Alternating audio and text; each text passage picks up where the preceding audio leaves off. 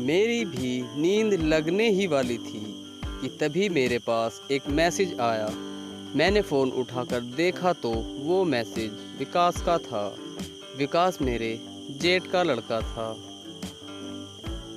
उसने मुझे good night wish किया था। फिर मैंने भी विकास को मैसेज किया, विकास गुड नाइट। चाची, मैं गुड नाइट विकास आपको। चाची बोली, अभी तो मैं सोई भी नहीं हूँ, तो तू जगाएगा कैसे? विकास, मुझे भी नींद नहीं आ रही। क्या हम लोग होटल की छत पर चल सकते हैं?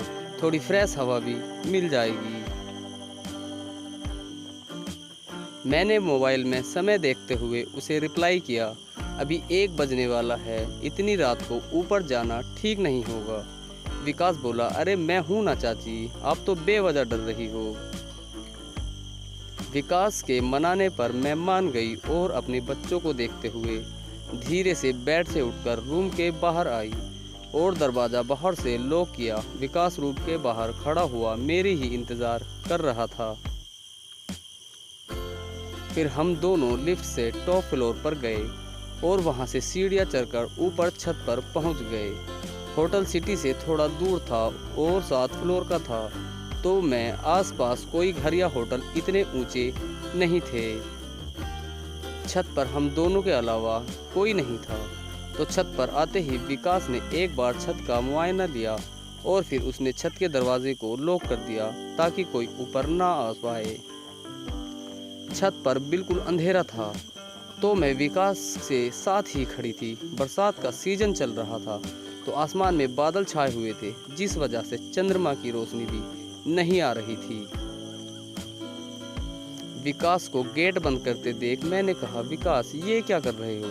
अगर किसी को ऊपर आना हुआ तो? विकास ने कहा, इतनी रात को सब अपनी पत्नी और गर्लफ्रेंड के साथ होंगे, कोई आएगा तो खोल देंगे।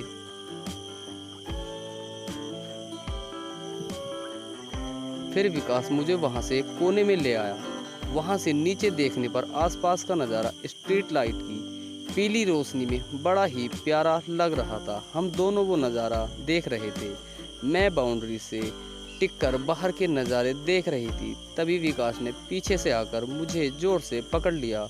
उसका जकड़ना इतना तेज था कि मेरे मुंह से आह निकल गई। विकास का औजार बिल्कुल खड़ा हो चुका था, जो कि मुझे साफ साफ मेरी मशीन की दरार में महसूस हो रहा था।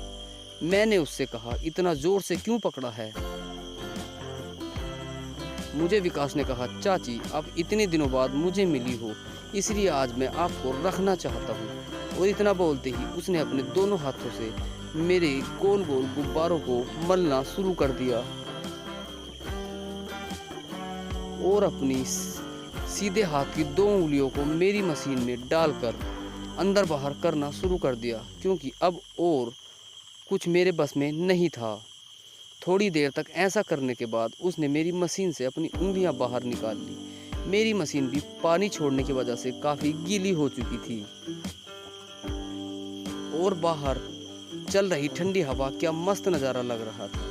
मैं विकास की बात मानते हुए अपने दोनों हाथों को सामने ऊपर रखकर खड़ी हो गई। इस वजह से मेरी मशीन और मुझे बाहर का सारा नज़ारा दिखाई दे रहा था। अब विकास ने पीछे से आकर अपने औजार को मशीन पर लगाया और इस बार उसने हल्के हल्के धक्कों के साथ अपने औजार से मशीन को अंदर तक सेट कर दिया और धक्के मारने लगा। विकास ने अपने धक्कों की गति को बढ़ा दिया, जिस वजह से मेरा शरीर उसके हर धक्कों के साथ आगे पीछे होने लगा। विकास ने धीरे धीरे से अपना औजार मेरी मशीन में पूरा सेट कर दिया था और फिर उसने धक्के देना शुरू कर दिए। विकास का औजार जितनी गति से मेरी मशीन के अंदर होता, मैं उतना मस्त हो जाती। उसने काफ़ी देर तक मेरी मशीन को उसी अवस्था में खोदा और अच्छे से पेला। उसके बाद हम दोनों नीचे आ गए और अपने अपने रूम में आकर सोने लगे। मैं भी धीरे धीरे जाकर रोहन और आरू के बीच सो गई और फिर सफ़र के ख़त्म होने के बाद हम लोग वापस अपने घर आ गए। थैंक यू दोस्तों।